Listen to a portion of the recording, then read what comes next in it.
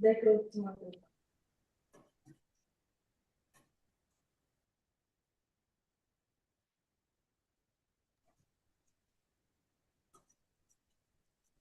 Bonjour, Bonjour, ça va bien? ça va bien vous? Oui, merci. Super. On va attendre peut-être juste une petite minute, question que tout le monde se joigne à la rencontre.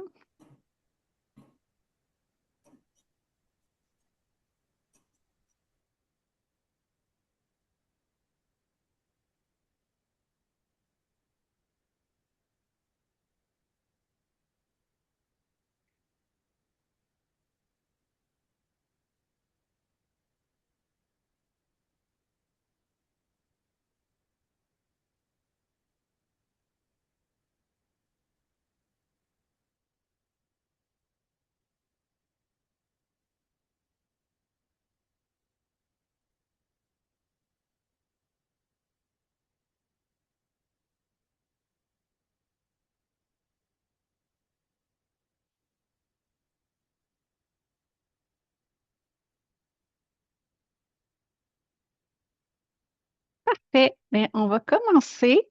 Bonjour à tous, bienvenue cet après-midi au module de dotation.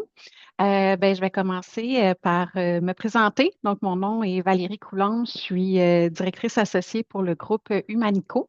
Ça fait à peu près 18 ans là, que je travaille dans le domaine du recrutement.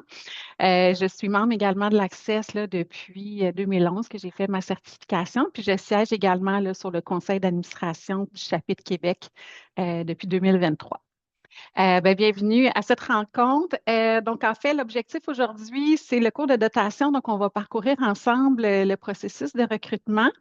Là, généralement, là, par expérience, parce que ça fait quelques années que je le donne, les gens qui participent ont quand même de l'expérience en recrutement. Là, c'est rare que j'ai de nouvelles personnes dans le domaine. Si oui, tant mieux. Sinon, j'espère quand même être intéressante pour vous. C'est sûr que, tu sais, je pense pas vous apprendre plein de nouvelles choses parce qu'évidemment, le but, c'est de voir chaque étape du processus de recrutement puis s'assurer qu'on est en lien également avec le code de déontologie de l'Access. Donc, pour rendre ça interactif, moi, je suis super, dans le fond, si vous voulez commenter, partager vos expériences, vous avez des questions, n'importe quand, là, vous pouvez m'arrêter, ouvrir votre micro, ça va vraiment me faire plaisir. Là, si c'est interactif, ça va être encore plus intéressant. Excellent. Donc, là, la documentation a fait le PowerPoint. Il va être envoyé suite à la rencontre, là. Donc, vous aurez toute la documentation qui vous est présentée aujourd'hui. Super. Donc, les objectifs à faire aujourd'hui, là, de façon un peu plus concrète, on va vraiment passer au travers l'ensemble du processus de recrutement.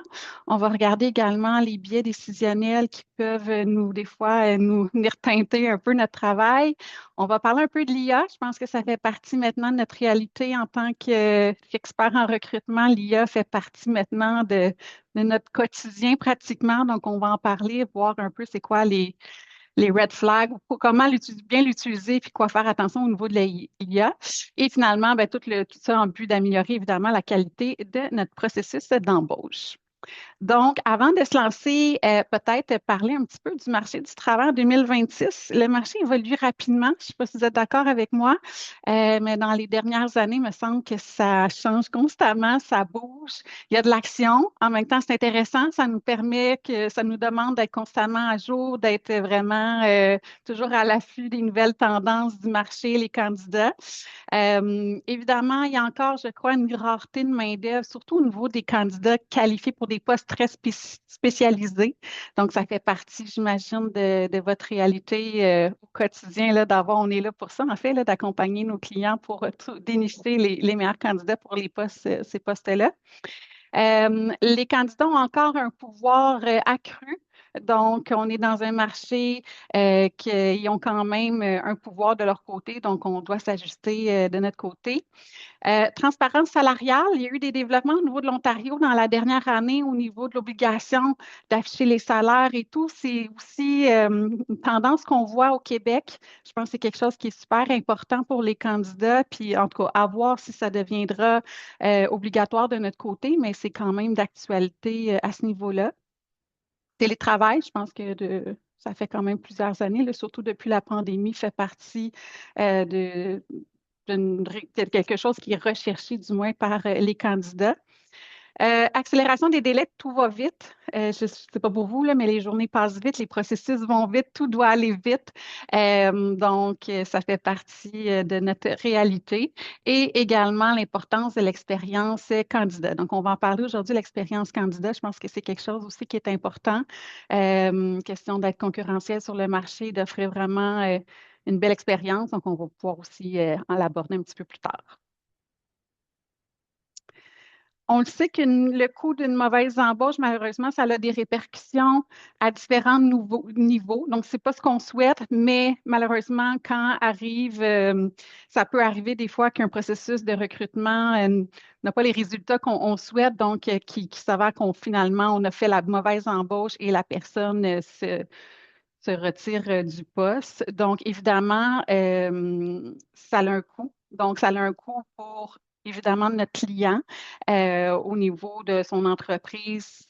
Il y a une perte financière. Donc, en fait, on sait, là, une nouvelle embauche, ça demande quand même un investissement pour une entreprise, que ce soit au niveau de l'intégration, la formation de cette nouvelle ressource-là, l'accompagnement et tout. C'est quand même un bon investissement. Donc, évidemment, quand c'est à recommencer, malheureusement, c'est des dépenses qu'on doit assumer de nouveau.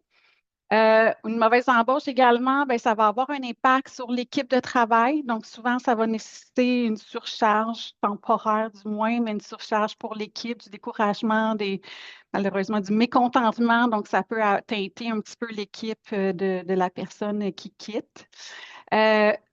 Au niveau opérationnellement aussi, perte de clients. Donc, quand c'est des postes qui sont directement liés au niveau des opérations, puis ça fait que ça retarde ou ça nous empêche d'être pleinement opérationnel, ça peut apporter une perte de clients.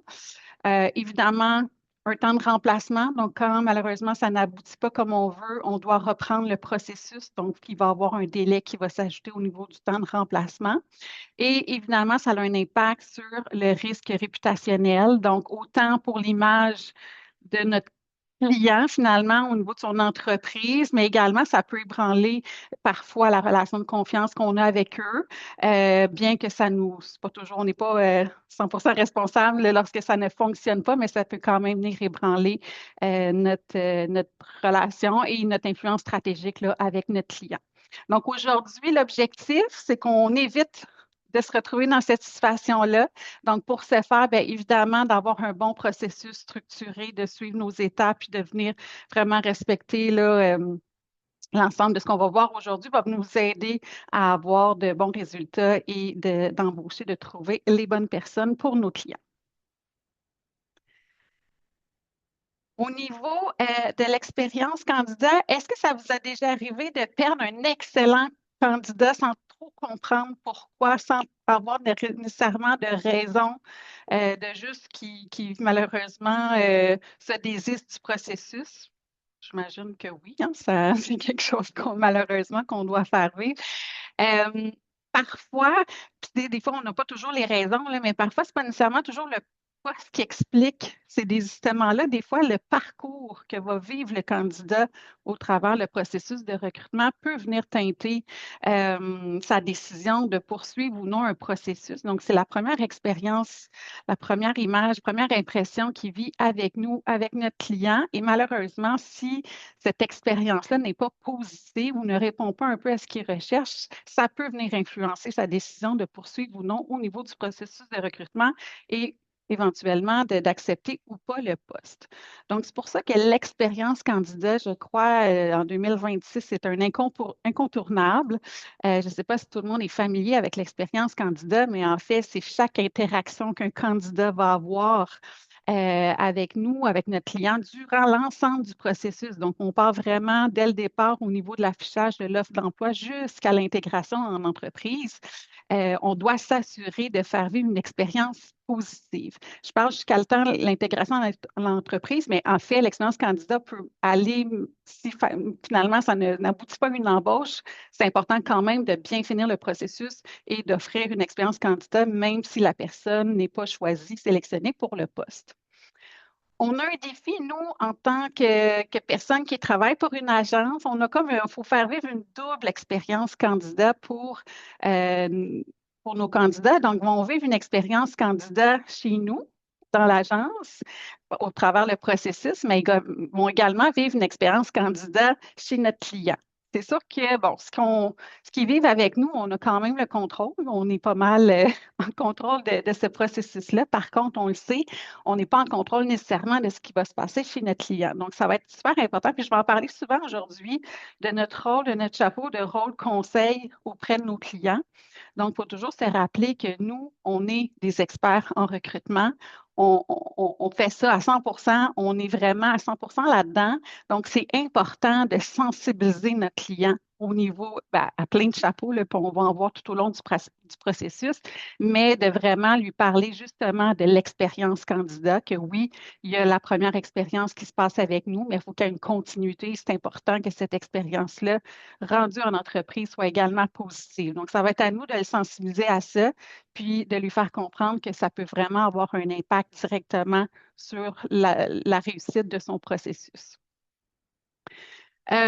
Donc, l'expérience candidat, évidemment, va influencer plusieurs choses. Donc, au niveau de la réputation de l'entreprise, la marque employeur, le référencement, l'acceptation, l'aboutissement d'un poste. Donc, va venir vraiment teinter plusieurs éléments dans notre parcours. Donc, c'est pour ça qu'on doit toujours se questionner si notre expérience, elle est adéquate et comment on peut toujours faire mieux. Donc, ça, on va garder ça en tête tout au long également du processus. Au niveau de l'expérience candidat, il y a quand même des moments critiques dans le parcours du candidat. Donc, première étape, évidemment, lorsqu'on ils vont voir notre opportunité d'emploi, l'offre, donc ils vont lire l'offre d'emploi. Donc, c'est important, cette offre-là, elle doit être claire, elle doit être transparente, elle doit être, tu sais, authentique. Donc, on doit vraiment faire valoir notre poste, les avantages et tout, mais de façon transparente. Donc, ça commence dès cette étape-là. Après ça, le candidat va déposer sa candidature. Donc, le traitement de sa candidature, est-ce qu'on va, dans le fond, la façon qu'on va faire un suivi avec lui, la première communication, l'entrevue, tous les suivis également tout au long du processus. Donc, ça va tout être des étapes qui peuvent, dans le fond, que la personne va vivre l'expérience candidat. Donc, les gens vont chercher la clarté, du respect, de la rapidité, de la cohérence, de l'authenticité, de la transparence. Donc, c'est tous des éléments qu'on doit retrouver à chacune des étapes de notre processus de recrutement. L'expérience candidat, c'est pas nécessairement, c'est pas une question de gentillesse, c'est une question d'efficacité et de crédibilité. Donc, il faut garder ça en tête. Donc, une mauvaise expérience va venir augmenter les refus d'offres, les désistements, le temps de recrutement. Donc, on doit sensibiliser vraiment nos clients à ce que ce soit efficace et qu'on ait des bons processus de recrutement. Donc, dans les irritants, je viens de le dire, processus trop long. Et là, je le sais, on n'a pas non plus l'ensemble du contrôle là-dessus. Donc, oui, chez nous, souvent, ça va se faire rapidement. On va l'appeler, on va le rencontrer, on est là-dedans à temps plein, donc ça va se faire rapidement. Par la suite, oups, je suis rendue chez le client. Ça peut être un petit peu plus long. Il peut y avoir plusieurs entrevues. Ils veulent rencontrer première entrevue, deuxième entrevue. On sait que ça peut être quand même assez long. Donc, notre rôle, c'est vraiment de sensibiliser encore une fois notre client qu'il ne faut pas trop faire étirer le processus parce que plus c'est long, plus on a des risques malheureusement de perdre le candidat. Et surtout, les bons candidats, on le sait, souvent sont en processus à plusieurs endroits. Ils ont plusieurs offre simultanément. Donc, évidemment, si notre processus est trop long, il y a trop d'étapes, il y a des chances qu'on perde malheureusement les bons candidats. Donc, ça va faire partie de notre rôle d'essayer qu'on le soit le plus efficace possible. Un autre irritant qui est vraiment, qui ressort souvent, le manque de rétroaction. Donc, ça, c'est super important. Un candidat qui prend du temps pour nous parler, pour nous rencontrer, de se déplacer chez notre client, tu sais, qui prend de son temps pour faire toutes ces étapes-là, bien, c'est la moindre des choses de lui faire une rétroaction, de lui faire un suivi.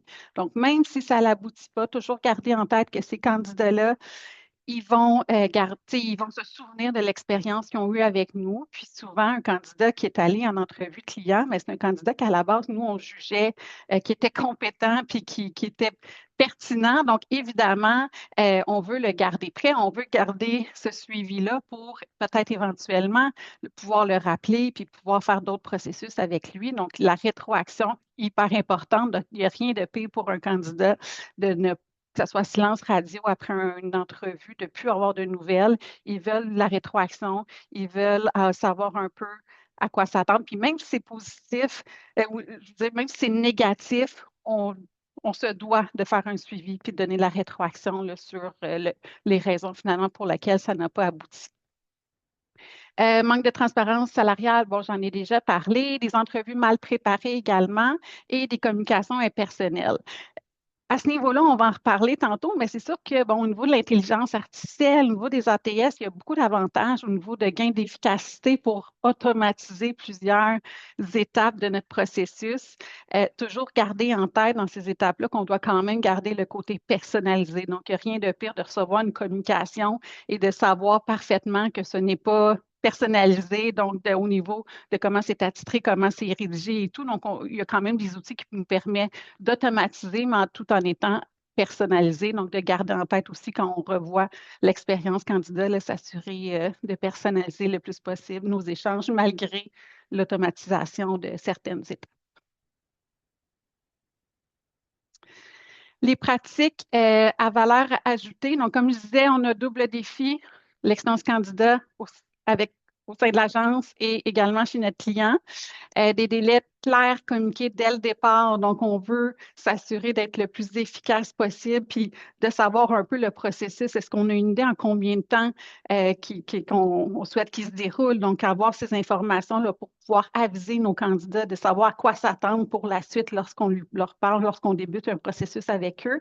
Des accusés de réception, évidemment, du feedback en continu, la transparence, des refus respectueux personnalisés si c'est le cas, et aller chercher évidemment la rétroaction de nos candidats. Donc, la rétroaction, c'est une belle façon aussi de venir évaluer comme la valeur de notre expérience candidat. Donc, des fois, on peut mettre en place des sondages. Donc, toutes les personnes ayant fait un processus avec nous vont recevoir un sondage pour venir évaluer notre expérience candidat et aller chercher du feedback, des commentaires, la rétroaction sur comment on peut s'améliorer. Toujours intéressant. Des fois, c'est fait de façon anonyme pour aller vraiment chercher l'input. Mais souvent, il va y avoir plusieurs beaux commentaires qu'on va pouvoir prendre puis améliorer notre expérience à partir de ces commentaires-là.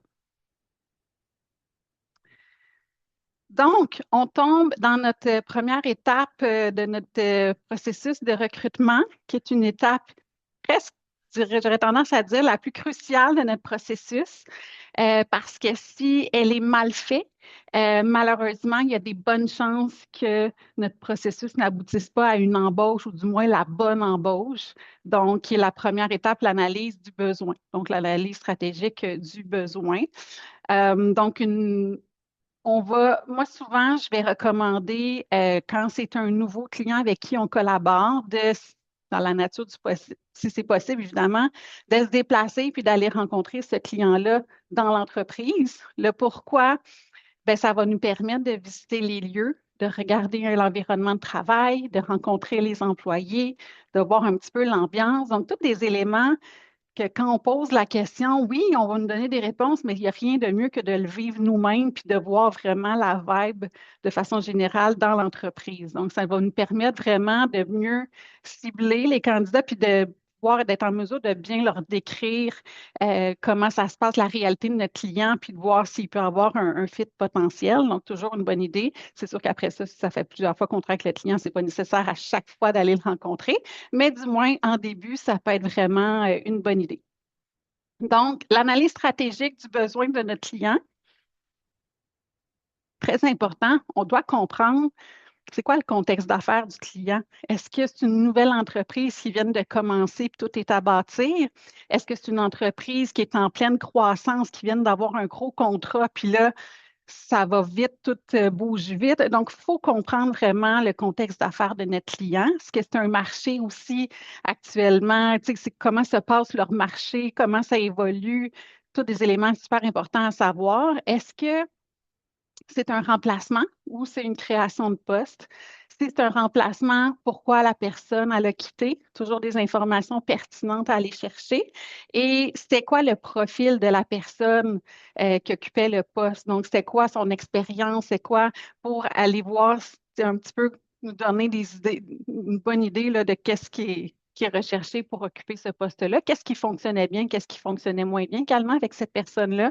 Donc, ça peut être des informations qui vont venir nous aider au niveau de notre prise de besoin. Est-ce qu'on cherche à résoudre un problème organisationnel? Si oui, on veut savoir c'est quoi les enjeux, on veut le savoir pour pouvoir cibler les bonnes personnes. Quelles sont les compétences réellement critiques? Donc, on veut évidemment savoir qu'est-ce qui est non négociable pour le client. Donc, souvent, le client il va nous arriver avec une liste d'épicerie avec plein d'exigences, plein de critères, mais on doit pouvoir savoir qu'est-ce qui est réellement nécessaire, que c'est non négociable. S'il ne l'a pas, ça ne fonctionnera pas. Puis, qu'est-ce qui peut être négociable? Finalement, ça va venir nous aider à aller trouver la bonne personne. C'est important aussi dans notre rôle de ne pas hésiter à venir conseiller notre client et des fois le ramener un petit peu là, au niveau de la réalité du marché, puis par rapport à ce qu'il souhaite avoir versus le marché. Des fois, il peut avoir une discordance. Donc, c'est vraiment important pour nous, des fois, de le ramener et de lui clairement lui mentionner malheureusement ce qu'il recherche, par exemple avec les conditions qu'il veut offrir. On ne réussira pas à trouver personne, ou du moins, ça ne correspondra pas au profil recherché. Donc, ça va être important aussi pour nous de le ramener. On est des experts, on connaît notre marché. Donc, dès la prise de besoin, de pouvoir lui parler un petit peu là, de qu'est-ce qui est réaliste ou pas, puis de l'accompagner aussi là-dedans, la question de bâtir le besoin pour que nous, on soit en mesure de trouver la bonne personne qui va répondre à ce besoin-là. C'est ensuite au niveau de l'analyse du poste. Donc, évidemment, on veut savoir en quoi consiste l'emploi, donc au niveau de la description. C'est quoi son mandat, c'est quoi ses responsabilités, les principales fonctions, les tâches clés. Le profil recherché aussi, les compétences techniques, les aptitudes, l'expérience, formation, qu'est-ce qui est obligatoire, qu'est-ce qui ne l'est pas. Moi, je conseille toujours aussi d'avoir une grille de prise de besoin. Donc, pour être sûr de ne pas rien oublier puis de vraiment parcourir l'ensemble des informations qu'on a besoin d'aller chercher. Donc, d'avoir des templates qui vont nous permettre de venir vraiment s'assurer de rien oublier. Au niveau, sinon, de la prise de besoin, on va également aller chercher, bon, au niveau du paramètre du poste, un poste permanent, temporaire, temps plein, temps partiel, évaluer les connaissances techniques, la maîtrise technologique. Ça, c'est important aussi de ne pas se fier au niveau qui va nous dire, exemple, je veux quelqu'un qui est expert sur Excel. Ben, un expert pour moi n'est peut-être pas le même pour une autre personne. Donc, on va plutôt aller chercher c'est quoi les tâches concrètement que la personne va faire sur Excel, qu'est-ce qu'elle doit maîtriser sur Excel pour qu'on puisse vraiment aller cibler les bons candidats. Ensuite, la date d'entrée en fonction et les disponibilités au niveau des entrevues et du processus. Une chose qui est cruciale puis qui va aussi avoir un impact sur la réussite ou non d'un processus de recrutement, c'est la communication avec notre client. Donc, ça aussi, je pense que ça va vous parler. J'ai un excellent candidat, il est parfait, tout répond parfaitement. Je le soumets à mon client rapidement et là, silence radio, je n'ai pas de retour. Je le relance, je n'ai pas de retour. Donc, il peut y avoir une certaine frustration de notre côté.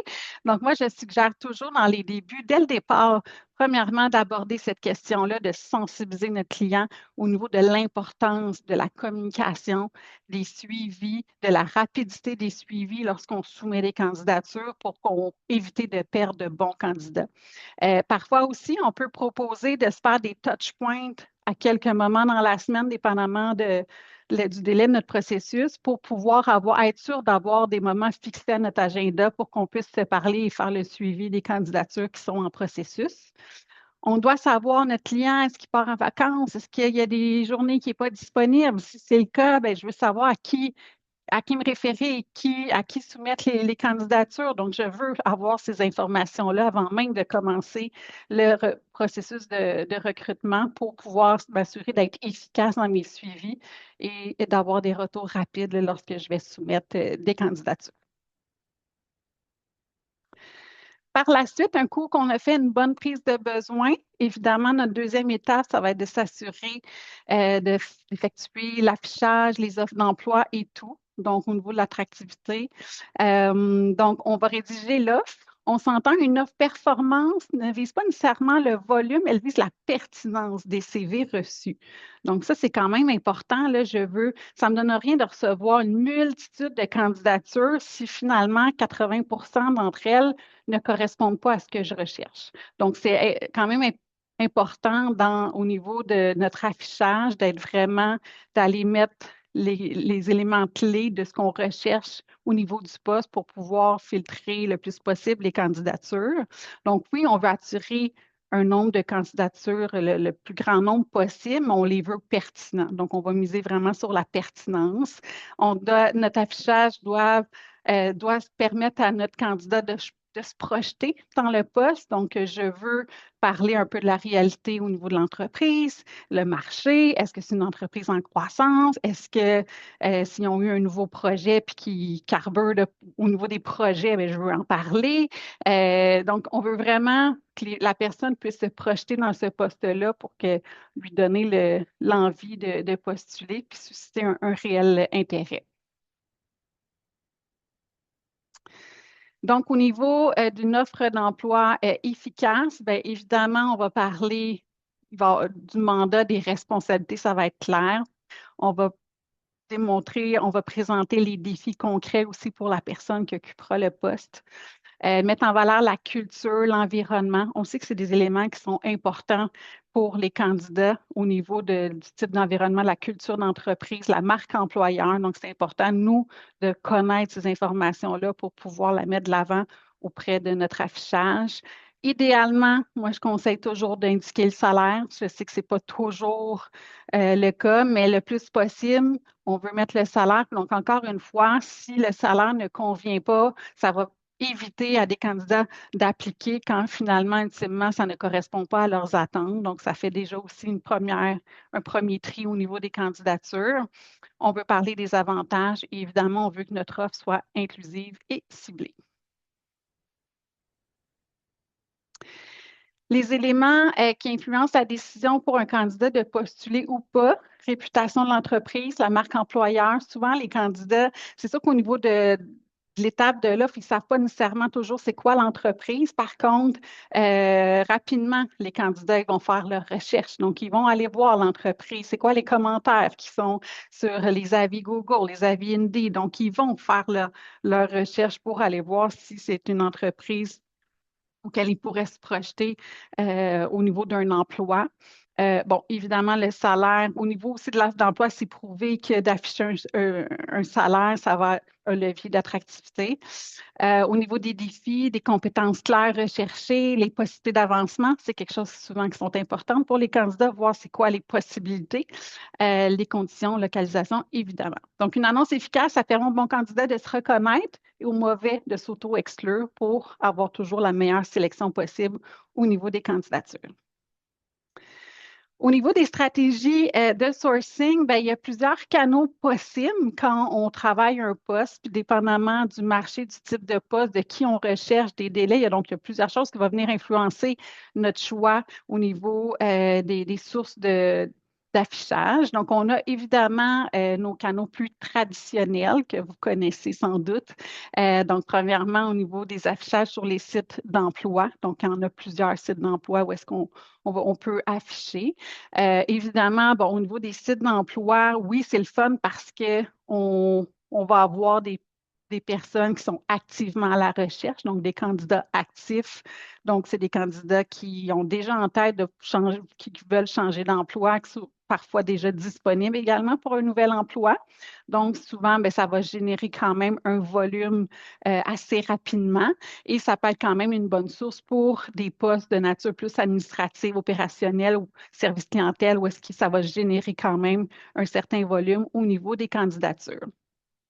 Les limites, par contre, au niveau des sites d'emploi, ça va justement générer un volume parfois de CV non ciblés. Donc, oui, ça va générer du CV, mais ça ne sera pas nécessairement toujours les CV, les profils pertinents qu'on recherche pour le poste. Et évidemment, ben, ça donne un accès limité aux candidats passifs. Donc là, je vais avoir seulement des candidats qui sont activement à la recherche, mais souvent, on peut avoir de très, très bons candidats mais qui sont plus passifs, donc qui ne sont pas nécessairement activement à la recherche, mais qui pourraient être ouverts et si on réussit à entrer en contact avec eux, ben, vont être intéressés à nous écouter et à peut-être considérer un mouvement de carrière. Sinon, on a les réseaux sociaux. Évidemment, ça aussi, c'est un incontournable maintenant en recrutement, dépendamment des postes également, mais ça peut être une belle source de candidature. On a, bon, évidemment, sur Facebook, toutes les spotted, quand c'est en région, quand c'est vraiment dans un secteur bien précis, il y a une panoplie de groupes qui existent auxquels on peut afficher et avoir accès à des candidats. Au niveau des réseaux sociaux, on a Instagram, TikTok aussi qui peut être intéressant dépendamment du milieu qu'on va être. C'est sûr que pour surtout la marque employeur, ça peut être intéressant là, d'être présent sur ces plateformes-là. Évidemment, ce n'est pas nécessairement du ciblage très précis en termes de candidats. Et ça demande quand même aussi du temps, l'investissement, d'être présent sur ces plateformes-là, d'assurer du contenu, d'avoir une constance. Donc, il faut être prêt quand même à mettre l'effort là, pour avoir un certain engagement de la part de l'auditoire. Une autre source quand même super intéressante, le référencement. Si je crois que nos employés sont nos meilleurs ambassadeurs quand on cherche des employés. Donc, ils sont en mesure de bien parler, de bien connaître les postes pour lesquels on a à recruter et de cibler les personnes dans leur entourage qui pourraient être intéressantes pour ces postes-là. Donc, c'est super intéressant. Souvent, ça va générer quand même des profils de qualité ciblés avec un bon taux de rétention. En tout cas, nous, personnellement, on a un programme de référencement et c'est vraiment une bonne source pour nous, là. Donc, on réussit quand même à avoir des retours intéressants. Évidemment, tu sais, c'est important que ce programme-là soit structuré, on va le publiciser, donc faut quand même l'entretenir, mais nos employés sont souvent de très bons ambassadeurs là, pour nous trouver de nouveaux, nous référer de bons candidats. Les salons de l'emploi, je ne sais pas si vous en faites au niveau des salons d'emploi, c'est une autre source, évidemment, où est-ce qu'on va trouver des candidats qui vont être activement à la recherche. C'est souvent des candidats également qui vont être disponibles rapidement. Donc, ça peut être intéressant pour quand on a des postes volume, donc on a vraiment plusieurs postes à combler rapidement ou un recrutement saisonnier. Ça peut être intéressant d'être présent, d'aller chercher de la visibilité. Par contre, souvent, ben, il peut avoir quand même un certain coût, autant bon, au niveau de l'investissement en dollars, mais du temps et de la logistique que ça va demander. Donc, c'est à évaluer là, si c'est pertinent ou pas. Ça va aussi générer beaucoup de candidatures, quand même un fort volume, par contre, pas nécessairement toujours ciblé selon les profils qu'on recherche. Donc, c'est à évaluer. Il peut parfois, par contre, avoir des fois des salons d'emploi plus spécialisés. Donc, exemple, avec les universités, on peut, les étudiants, là, les finissants en administration, je sais ils ont une journée carrière à chaque année. Bien, si on a des postes au niveau de la finance, au niveau de l'administration, puis qu'on est ouvert à aller embaucher des étudiants ou des finissants, bien, ça peut être une belle source parce que là, on va être un petit peu plus ciblé là, en termes de candidats là, auxquels on va rencontrer dans l'événement. On a également les associations professionnelles qui peut être super intéressant. En fait, c'est un bassin pour les qualifier, des profils vraiment certifiés, super intéressant pour les métiers spécialisés. Par contre, ça aussi, il y a quand même un coût associé souvent à l'affichage au niveau des associations ou des autres professionnels. Donc, c'est à évaluer, mais des fois, si on cherche un profil très ciblé, ça peut être quand même un beau moyen là, d'aller les rechercher. Les établissements d'enseignement, ben, j'ai parlé un peu déjà d'université, mais ça peut être aussi un bon moyen d'aller chercher des candidatures pour soit des postes relève, des postes de stagiaires. plus spécialisés aussi selon le type de poste pour lequel on recrute. Souvent, par contre, ça va être un engagement, ça va être plus pour du long terme. Donc, c'est pas toujours des candidats qui sont nécessairement disponibles au moment qu'on les rencontre, mais pour de futures relèves. Donc, c'est un investissement plus à moyen, long terme, mais qui peut être intéressant des fois dans certains domaines plus nichés. On peut aller les rencontrer dès le départ. Agence de réaffectation, je ne sais pas si vous avez déjà fait affaire avec ces agences-là. Ça peut être une autre source. Donc, quand il y a des mises à pied massives pour une certaine entreprise, ça donne accès à un bassin de candidats qui sont disponibles quand même rapidement. Souvent, c'est des candidats qui sont expérimentés. Donc, ça peut être quelque chose aussi à évaluer. Ensuite, on a nos sources plus modernes, notre sourcing plus moderne, plus stratégique également, qu'on va utiliser dépendamment encore là des types de postes. Euh, LinkedIn, évidemment, je pense que LinkedIn pour nous, c'est en tout cas, un des plateformes qu'on va le plus utiliser, dépendamment encore là des postes qu'on va recruter. Mais c'est une base de données de talent vraiment accessible et très, très pertinente pour nous, les recruteurs. Donc, LinkedIn, ben là, je pense que je ne vous apprends rien, mais il y a possibilité, tu sais, évidemment, d'aller faire des recherches très précises. On va aller faire des recherches, des opérations, des recherches booléennes pour obtenir vraiment des résultats très précis en termes de profil qu'on recherche avec des mots-clés et tout.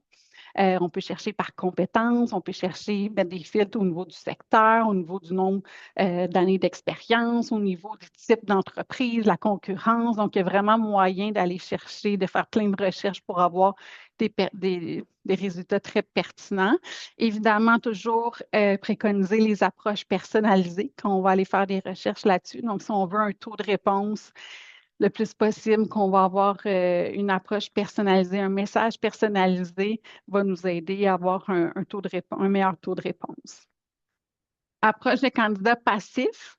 Donc, encore là, ça peut être vraiment une belle source d'aller chercher parce que souvent, les bons talents, les bons candidats, les meilleurs candidats ne sont pas nécessairement en recherche d'emploi, ne sont pas nécessairement disponibles et activement à la recherche, mais ils peuvent quand même être ouverts à considérer une meilleure offre. Je pense que tout le monde peut considérer parfois améliorer ses conditions ou aller chercher de nouveaux défis. Donc, ça peut être important. C'est une source super intéressante là, d'aller de ce niveau-là. Encore une fois, le message d'approche, le message personnalisé, super important. Évidemment, tu sais, le taux de réponse n'est pas nécessairement élevé. Par contre, c'est pertinent quand on a des réponses, ben, c'est souvent de bons candidats parce on les a ciblés, on les a choisis. Donc, ils répondent aux critères qu'on recherche. Donc, le retour peut être intéressant, même si le taux de réponse est un petit peu plus bas. J'en ai parlé un petit peu, le référencement stratégique. Donc, d'avoir vraiment un programme de référencement, de le faire vivre, de le faire connaître, d'avoir des primes incitatives pour les employés qui nous réfèrent des candidats. Donc, ça aussi, ça peut être super pertinent et ça nous permet d'avoir des profils très pertinents et très ciblés pour ce qu'on recherche. Et finalement, ben, tout ce qui est ATS, automatisation, ben, c'est des outils qui vont venir nous aider. Donc, à avoir des bases de données puis pouvoir faire des recherches encore là précises au travers de la base de données qu'on a bâtie au fil du temps. Ça nous permet aussi d'avoir une traçabilité de toutes nos décisions, de nos processus. Donc, ça peut être vraiment un outil important. Au niveau de l'automatisation aussi, il faut avoir des processus automatiques ou des relances qui vont nous permettre un gain au niveau de l'efficacité, au niveau aussi de la gestion administrative. Donc, c'est des outils aussi qui vont nous aider à aller cibler et approcher d'autres candidats. Donc, un petit avantage et limite de chacun des canaux. Donc, on a premièrement le traditionnel, les avantages, ben, c'est la visibilité. C'est des candidats qui sont en recherche active d'emploi. Où est-ce que le processus est connu, il est structuré. Au niveau des limites, ben, le volume de CV justement non pertinent que ça va générer va nous demander un temps de traitement supérieur et ce ne sera pas nécessairement pour toujours de bons candidats. Ça ne nous donne pas accès aux candidats passifs et ça peut entraîner parfois un petit peu plus de délai étant donné le temps de traitement et tout. Au niveau des autres ressources un peu plus modernes, donc évidemment, ça nous donne à ce moment-là accès aux talents passifs. Donc, ça nous donne accès à d'autres types de candidats qui peuvent être hyper pertinents et compétents pour nous. Donc, on peut faire des recherches ciblées, des recherches très précises selon les compétences que notre client va nous donner lors de la prise de besoin. On peut faire des approches proactives. Évidemment, ça nécessite quand même une expertise, mais on est là pour ça finalement. C'est notre domaine, donc ça ne devrait pas trop être une limite. Donc, ça peut être des fois intrusif quand on fait de la chasse de tête pour certains candidats, mais tout dépendamment de l'approche, je pense qu'il y a quand même moyen de rendre ça humain et personnalisé. Donc, en fait, le choix de source va évidemment dépendre du poste qu'on a à recruter. Donc, au niveau du type de poste, est-ce que c'est un poste qui est en pénurie? C'est ça, si c'est un poste en pénurie, on va y aller plus en mode sourcing versus un poste où est-ce qu'on a quand même un grand bassin de candidats disponibles. Donc, ça va venir influencer notre choix de source d'affichage. Ça va dépendre aussi au niveau de l'urgence, du budget qu'on a, de la région. Donc, il y a quand même plusieurs facteurs qui vont venir influencer le choix de la source. Puis, souvent aussi, on ne veut pas se limiter nécessairement à une source. Donc, c'est d'avoir plusieurs sources qui vont nous aider à augmenter les chances de trouver les bons candidats pour nos postes. Maintenant, parlons de l'intelligence artificielle. Donc, je suis curieuse, je ne sais pas s'il y en a qui veulent partager. Est-ce que c'est un outil que vous utilisez au quotidien au niveau de vos processus de recrutement? Mais dans la rédaction d'offres d'emploi, ça peut être pertinent, peut-être d'utiliser chat, là. Oui, qui va venir nous aider à rédiger de bonnes offres d'emploi, effectivement. Donc, je pense que oui, tu sais, l'intelligence artificielle va venir vraiment nous aider à être plus efficace. Donc, souvent, il va y avoir un gain au niveau de l'efficacité. Par contre, il faut toujours garder en tête que ça ne remplace pas le jugement. Donc, ça n'a pas non plus toutes les réponses nécessairement parfaites. Donc, on doit toujours se questionner puis utiliser notre jugement, mais ça va nous aider à être plus efficaces et d'avoir des processus un peu plus rapides. Donc, effectivement, on va l'utiliser beaucoup au niveau de l'attraction pour rédiger des offres d'emploi attrayantes. Au niveau de la rédaction, ça va nous permettre de sauver quand même du temps. Puis, moi, ce que je conseille, c'est de challenger, c'est de vraiment faire une bonne introduction sur ce qu'on recherche, donc de vraiment mettre la table puis de contextualiser vraiment notre poste, dans quel type d'environnement. Donc, le plus qu'on lui donne de détails, plus que ça va générer du contenu pertinent en fonction de ce qu'on recherche. Puis, c'est de challenger aussi. Donc, moi, j'aime bien utiliser l'intelligence artificielle au niveau de l'attraction, puis de challenger, de brainstormer. Donc, ça va être plus un outil qui va nous permettre de faire avancer mes idées puis d'explorer toutes les sources que juste d'avoir posé une question, avoir la réponse puis de m'arrêter là. Donc, c'est vraiment, n'hésitez pas à challenger et à débattre, si on veut, un peu avec les différents sites pour nous aider à être vraiment, d'avoir un résultat qu'on recherche. Au niveau du sourcing aussi, il y a plusieurs technologies là, qui vont venir nous aider au niveau de l'intelligence artificielle, au niveau de l'évaluation aussi des candidatures. Il faut faire attention quand même. Donc, oui, mais il reste que tu sais, le facteur humain reste quand même important dans l'ensemble de notre processus. Mais au niveau de l'optimisation, de la rapidité, on va avoir évidemment un gain d'efficacité là, à utiliser l'intelligence artificielle. Donc, au niveau du recrutement, où que ça peut venir nous aider, bien, définir notre besoin. Donc, quand on va faire la prise de besoin, de bien identifier les compétences qu'on recherche, puis de vraiment clarifier un petit peu quand on va rédiger le besoin, ça va venir nous aider. La rédaction, évidemment, on a parlé d'avoir des messages attrayants, plus on va être précis dans quel type de profil qu'on recherche, puis qu'est-ce qu'on souhaite mettre de l'avant, puis comment on veut les attirer, bien, ça va nous aider à rédiger des messages vraiment qui vont être captivants pour nos candidats. Dans le sourcing, bien, de faire de la recherche avancée, l'identification de talents passifs, il y a plein aussi de plateformes là, qui existent là, pour venir nous aider à ce niveau-là.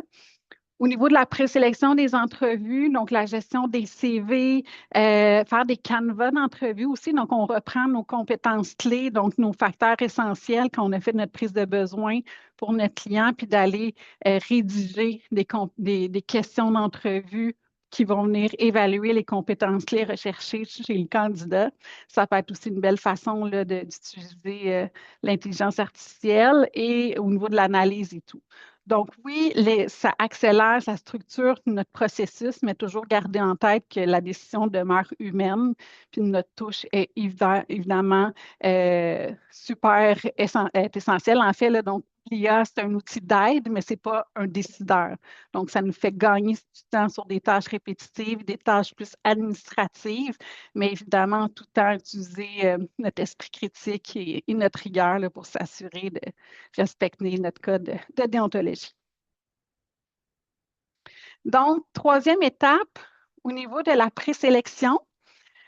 Donc là, ben, c'est là que ça amorce l'effet d'entonnoir. Donc, on va afficher, ça va générer un certain lot de candidatures, du moins on le souhaite. Et là, ça va devenir réduire ce bassin-là pour aller chercher vraiment les candidatures qui correspondent le plus possible à ce qu'on recherche au niveau du candidat pour le poste. Donc, la présélection, ben, c'est une étape vraiment stratégique et non administrative parce que ça va nous permettre d'être plus efficace puis de mettre nos énergies avec les candidats vraiment pour lesquels qui correspondent le plus à ce qu'on recherche. Donc, évidemment, je conseille fortement d'utiliser une grille d'évaluation avec une pondération qu'on va faire pour avant de commencer l'analyse des CV. Donc, en fonction des compétences, en fonction des éléments importants, on va se rédiger une grille pour pouvoir bien évaluer nos candidatures. Donc, on la crée dès le début. Oui, on va utiliser tous nos outils pour pondérer les éléments qu'on souhaite évaluer et pondérer également nos questions d'entrevue en fonction de ce qui est plus important au niveau du poste et de valider au niveau des connaissances techniques comportementales. Ensuite, au niveau des critères, donc on va venir ajouter à notre grille tous les critères au niveau de la formation, l'expérience qu'on recherche au niveau de la maîtrise également là, des compétences clés. Donc, fortement recommandé d'utiliser une grille de présélection. Les critères doivent être reliés au poste et non au niveau des préférences personnelles. Puis, ce qui est important aussi pour se protéger, c'est que chaque décision doit être justifiable. On doit avoir une traçabilité de nos décisions, puis le pourquoi on va de l'avant avec une candidature versus pas une autre, bien, ça nous permet de nous protéger contre des accusations de discrimination, quoi que ce soit. Bien, on reste plus rationnel au niveau de notre sélection. Donc, toujours important d'avoir des justifications en cas de contestation, bien, en utilisant la grille, puis en se limitant au niveau des critères, bien, on a de quoi justifier nos décisions au niveau du processus. Ensuite, évidemment, dans notre présélection, on va faire l'entrevue téléphonique où est-ce qu'on va aller valider l'intérêt de la personne, confirmer les informations qui se retrouvent sur le CV, s'assurer que la personne a les prérequis essentiels et confirmer au niveau des disponibilités et tout pour pouvoir poursuivre le processus pour par la suite nous mener à l'entrevue de sélection. Donc, je passe rapidement parce que j'imagine que vous n'êtes pas à votre première entrevue de sélection, mais au niveau du déroulement, évidemment, une entrevue efficace, bien, elle est planifiée, elle est structurée, elle est équitable également pour pouvoir évaluer l'ensemble de nos candidats sur la même base pour pouvoir faire la meilleure décision au niveau de la suite du processus. Donc, au niveau du déroulement de l'entrevue, évidemment, bien, on aime bien introduire, se présenter, présenter le processus, s'assurer que tout expliquer un petit peu de ce qui s'en vient au niveau du processus. Ensuite, on va aller valider les expériences d'emploi, donc de parler du parcours au niveau de l'expérience. Souvent, ça va être sous forme plus de discussion encadrée avec notre candidat. Vient par la suite des questions plus structurées, généralement. Donc, on va parler soit de questions type comportementales, des questions de mise en situation, donc qui peuvent être vraiment aussi pertinentes pour venir évaluer le savoir-faire là, de notre candidat.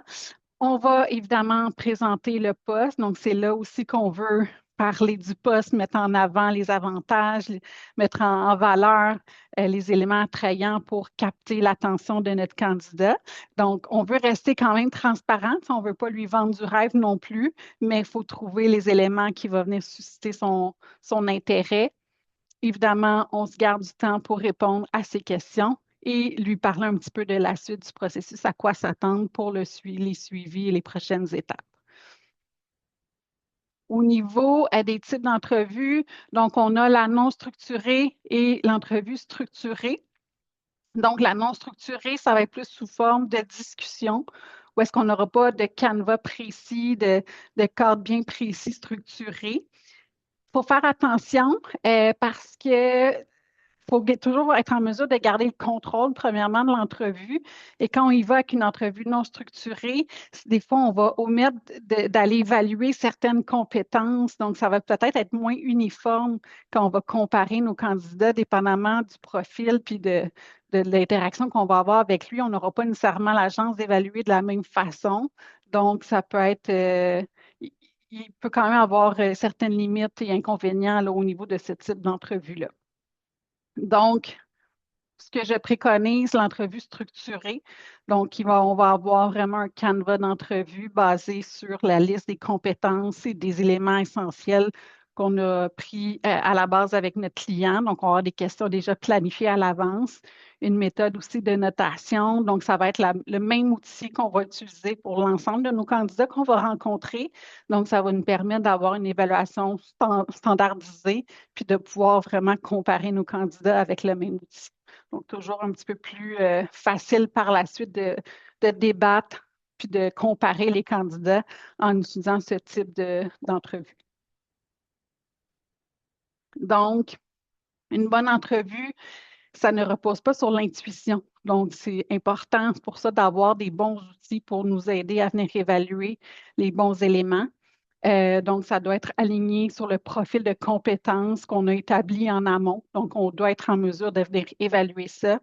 Donc, de là l'importance d'avoir notre canevas, de pouvoir de l'utiliser pour l'ensemble de nos candidats, puis de pouvoir aussi, la notation doit être structurée, documentée, encore là pour pouvoir se protéger. Donc, le pourquoi qu'on va aller de l'avant avec certains candidats versus d'autres, bien, ça va nous donner aussi des justifications au niveau de notre décision. Donc, ça nous protège également en cas de contestation. On va pouvoir justifier nos décisions. Au niveau de l'entrevue structurée, donc je parlais donc nos questions comportementales, où est-ce qu'on va faire parler le candidat sur une situation qu'il a vécue, donc qui va être associée à une compétence clé qu'on va vouloir venir évaluer, et on va pouvoir aller évaluer comment il a géré cette situation-là, comment il s'est senti, comment il a agi, tout ça. Super intéressant, des questions, je ne sais pas si vous êtes familier avec ce type de questions-là, mais vraiment intéressant qui nous donne beaucoup d'informations sur un candidat. Donc, je préconise, c'est sûr qu'on ne peut pas avoir 10 questions comportementales dans une entrevue parce que ça va être très long, mais de venir vraiment avec les compétences essentielles qu'on veut venir évaluer, de mettre une ou deux questions comportementales peut être vraiment, vraiment intéressant, là, puis va nous permettre d'apprendre beaucoup sur notre candidat. Et des questions de mise en situation. Donc là, on va le mettre en contexte du poste, du travail qui l'attend pour voir un petit peu son raisonnement et voir comment il va répondre à ces mises en situation-là. Donc, ça peut être aussi un outil intéressant à venir évaluer. Il faut faire attention au niveau du recrutement. On peut vivre certains biais cognitifs. Donc, je pense que ça nous est tous déjà arrivé de rencontrer un candidat, puis là, en quelques minutes, coup de cœur assuré. Et là, ben, toute notre entrevue est un peu teintée par ce coup de cœur-là initial. Donc, ça peut amener certains biais qu'on veut essayer d'éviter là, pour encore là, faire la bonne décision en bout de ligne au niveau de l'embauche du candidat. Donc, je vous ai mis ici certains biais qu'on peut vivre dans le cadre de nos processus de recrutement. Biais de similarité, donc c'est la tendance à favoriser un candidat qui nous ressemble. Donc, où est-ce on peut avoir des affinités plus personnelles? Bien, ça peut venir teinter des fois l'opinion qu'on va faire par rapport à ce candidat-là. L'effet de halo. L'effet de halo, c'est qu'une qualité forte qui va venir influencer l'évaluation globale de notre candidat. Donc, un exemple, un candidat qui est très charismatique, ben, on va surestimer, ça va venir teinter, on va surestimer toutes ses compétences techniques, exemple. Donc, ça va venir teinter les autres compétences qu'on va vouloir aller évaluer. La première impression, je pense que ça, c'est la plus connue. Donc, dès le départ, c'est une décision qui va venir teinter rapidement euh, la façon qu'on voit le candidat et qu'on l'évalue. Et un peu relié à ça aussi, les biais de confirmation. Donc, c'est des tendances à chercher des éléments qui vont, en fonction de notre première impression, on va essayer de venir se valider par la suite puis de faire des liens avec notre première impression. Donc, un autre biais là, pour lequel on peut faire face au niveau du recrutement. Donc, ces biais-là, ben, c'est naturel, là, c'est inconscient. Ça signifie, ça ne part pas d'une mauvaise intention, au contraire. Donc, pour essayer de contrer ça, ben, d'avoir vraiment une structure, d'avoir des canevas d'entrevue, des questions structurées avec des méthodes d'évaluation, va venir nous empêcher finalement d'être trop impactés par ces biais-là. Donc, c'est ce qui va nous aider par la suite à faire la bonne sélection. Là, j'en ai pas pour longtemps non plus. Là, fait que si vous êtes d'accord, on ne prendra pas de pause, puis on va juste finaliser la présentation. Là, j'en ai encore pour quelques minutes, donc ça sera pas, je ne prendrai pas de votre 3 heures cet après-midi si personne n'y voit d'inconvénient. C'est bon? Parfait. Donc, au niveau de l'entrevue de sélection par la suite, bien, on va avoir toutes les vérifications pré-embauche, donc dont les tests, les différents types de tests qu'on peut utiliser. Donc, je ne sais pas chez vous s'il y en a qui ont utilisé certains tests. Parfois, ça va être chez le client également que ces tests-là vont être passés, donc dépendamment de notre client. Donc, pourquoi utiliser certains tests? Bien, on veut mesurer objectivement une compétence clé. On veut aussi réduire notre intuition, donc aller valider certaines informations bien précises et améliorer la prédictivité du rendement. Au niveau des types de tests qu'on peut avoir, les tests cognitifs, donc au niveau des aptitudes générales, les tests d'intelligence qu'on peut utiliser là, pour avoir différents indicateurs de performance. Ensuite, on a les tests plus techniques d'aptitude professionnelle pour vraiment venir évaluer un savoir-faire bien précis. Donc, ça peut être des études de cas, des projets, simulations, jeux de rôle. Donc, pour vraiment venir mesurer des compétences réelles dans un contexte bien précis au niveau du travail. Donc, c'est des choses qui peuvent être faites. Souvent, va être fait peut-être plus en entreprise chez notre client. Les tests de personnalité, c'est quelque chose qui se fait. Je dirais de moins en moins. Il faut mettre un bémol là, dans le sens que oui, ça peut être pertinent de le faire, mais il ne faut pas juste se baser sur ces résultats-là, évidemment, pour prendre la décision. Donc, ça peut venir soutenir une décision, mais il faut quand même faire attention aussi aux enjeux de discrimination, vie privée. Là, donc, c'est à prendre avec un bémol. Et les tests de capacité physique, donc pour pouvoir répondre, c'est important là, qu'on puisse justifier le pourquoi qu'on fait passer ces tests-là. Donc, évidemment, il doit avoir un lien direct avec notre poste. Donc, on doit démontrer le pourquoi c'est pertinent d'aller valider, d'effectuer ces tests-là, que ça peut avoir un impact au niveau du poste et des tâches. Ensuite, on a la prise de référence. Donc, je ne sais pas de votre côté à quelle étape les références sont prises. Généralement, moi, je conseille évidemment de faire ce processus-là avant de soumettre le candidat pour être sûr d'avoir toute l'information là, pour éviter de faire perdre le temps à notre client. Donc, comme sûrement vous l'avez appris dans la formation de Maître Perrault, on doit avoir l'autorisation écrite du candidat, donc super important pour pouvoir faire les demandes de référence. Donc, ça va nous permettre d'aller confirmer certaines compétences en termes de travail, de profil, de personnalité et tout, liées à l'expérience antérieure. Super important, on doit s'assurer de parler avec la personne qui est en charge du candidat au moment qu'il travaille dans cette entreprise-là, donc d'avoir la bonne personne contact pour aller chercher les bonnes informations. D'autres vérifications possibles, dossier criminel, crédit, encore une fois, il faut faire attention. Il faut que ça ait un lien direct avec le poste.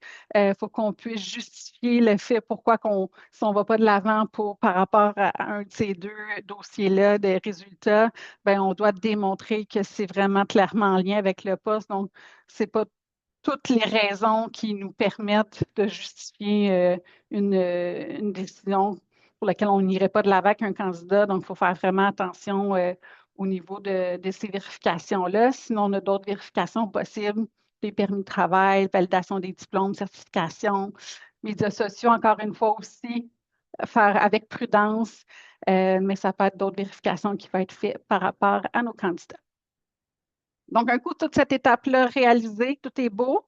Ça va être le moment, à ce moment-là, de prendre notre décision et de soumettre les profils qui sont les plus intéressants à notre client. Donc, on va venir vraiment faire l'évaluation au niveau de notre grille de pondération sur l'ensemble des résultats, soit au niveau de l'expérience, l'entrevue, résultats des tests, tout ça, pour prendre une bonne décision. Donc, on va, au niveau de nos critères, au niveau des compétences, l'alignement culturel, potentiel de développement du candidat, la cohérence aussi avec les enjeux de notre client. Donc, on va pouvoir être en mesure de soumettre les profils à notre client. Donc, là, évidemment, chaque entreprise a une façon de soumettre leur candidat, donc avec certaines documentations auprès de notre client. Et là, ben, c'est à nous vraiment de démontrer le pourquoi qu'on juge que ces candidats-là sont intéressants et correspondent aux besoins de nos clients. Donc là, on doit sortir un peu notre côté plus vendeur, puis de s'appuyer sur toute la grille d'évaluation qu'on a fait pour démontrer à notre client qu'on a des candidats qui correspondent à son besoin, puis qu'on souhaite qu'il aille de l'avant avec une entrevue là, pour pouvoir les rencontrer puis faire l'évaluation de son côté. C'est important aussi quand on est rendu à cette étape-là de pouvoir répondre à toutes les questions que pourrait avoir notre client par rapport au candidat. Donc, encore là, le plus qu'on va avoir un processus structuré avec des grilles d'évaluation, puis basé sur les compétences, on va être en mesure de répondre aussi à l'ensemble des questions de notre client là, qu'il pourra avoir sur nos profils de candidats.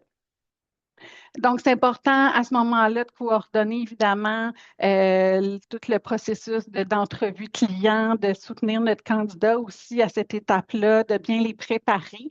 Donc, ça fait partie de notre rôle de les coacher pour qu'il y ait de bonnes entrevues, donc de les accompagner là-dedans.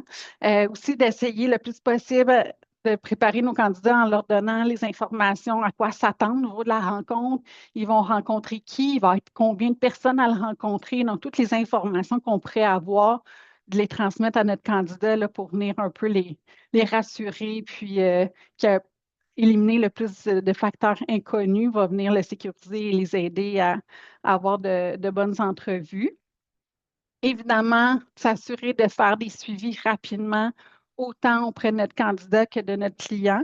Donc, auprès du candidat, on veut savoir comment ça s'est passé, on veut savoir quel type de questions il a reçues, c'est quoi le déroulement de la rencontre. Donc, on veut aller chercher des informations sur la rencontre. C'était quoi aussi son feedback? Est-ce qu'il est satisfait et tout? Est-ce qu'il pourrait considérer avoir une offre, accepter une offre auprès de cette entreprise-là? Et également suivi auprès de notre client. Donc, encore une fois, on va l'accompagner dans le choix, la sélection du bon candidat pour lui. Donc, toujours en le ramenant au niveau des compétences puis au niveau de l'évaluation qu'on en a fait pour l'aider à prendre la meilleure décision possible. Au niveau de l'offre, donc du moment que le choix s'est arrêté sur un candidat, donc là vient le temps de faire une offre auprès de ce candidat-là. Parfois, c'est nous qui allons faire l'offre, parfois, c'est le client, dépendamment de l'entente qui a été prise. Par contre, on a un rôle stratégique à jouer quand on est rendu à l'étape de l'offre d'emploi. Donc, on est vraiment rester neutre, être là pour notre client, le conseiller au niveau de l'offre, de faire la meilleure offre possible pour notre candidat, puis de soutenir notre candidat également dans cette étape-là, donc au niveau de la négociation et tout, on doit agir à titre de conseiller là-dedans puis essayer de protéger la relation candidat-client. Donc, on est là pour faciliter l'entente. On veut, en fait, on travaille pour les deux parties, là. Donc, on veut qu'il y ait une entente mutuelle satisfaisante. Donc, c'est ce qu'on souhaite. On est là aussi, des fois, on le sait, là, un processus pour changer d'emploi, ça peut être stressant pour un candidat. Donc, on veut s'assurer de rester présent s'il y a des remises en question, il y a du stress ou peu importe. On veut être là pour notre candidat, on veut le rassurer et s'assurer là, qu'il peut compter sur nous, peu importe s'il y a des questions ou quoi que ce soit, bon, on est là pour l'accompagner. Donc, un bon accompagnement de toutes les parties va nous aider à avoir un meilleur taux d'acceptation d'offres d'emploi, la rétention et la satisfaction de l'ensemble des parties. Donc, un coup que c'est fait, on a une offre, tout le monde est satisfait. Notre travail ne se termine pas là, donc il reste à planifier l'entrée en fonction. Donc, on veut s'assurer encore une fois de rester disponible pour notre candidat. Donc, l'accompagner s'il doit laisser un préavis, s'il y a du stress ou quoi que ce soit. Au niveau de l'intégration, on veut rester disponible. On veut également accompagner notre client au niveau de l'accueil et intégration. Donc, encore là, notre rôle conseil, s'assurer qu'il y a un accueil on met en contexte le plus possible, qu'il y ait une belle accueil et intégration, que ça soit organisé dans la mesure du possible, parce qu'on sait que ça a un impact sur le fait que ça va fonctionner puis que la personne va avoir une belle intégration au sein de l'entreprise. Donc, on veut s'assurer d'être là puis les accompagner là-dedans et de faire des suivis aussi post-embauche là, pour s'assurer que tout va bien et des fois rectifier certaines informations avec les deux parties. Donc, voilà, ça complète un peu notre processus de recrutement. Je ne sais pas s'il y en a qui auraient des questions ou commentaires par rapport à la rencontre. Ça va? Excellent. Ben, c'est tout pour aujourd'hui. Ben, je vous remercie beaucoup. Je reste en ligne si jamais il y en a qui ont des questions, qui voudraient. Je reste disponible. Sinon, ben, je vous souhaite de passer une belle après-midi. Merci beaucoup. Merci. Au Merci. revoir. Bye.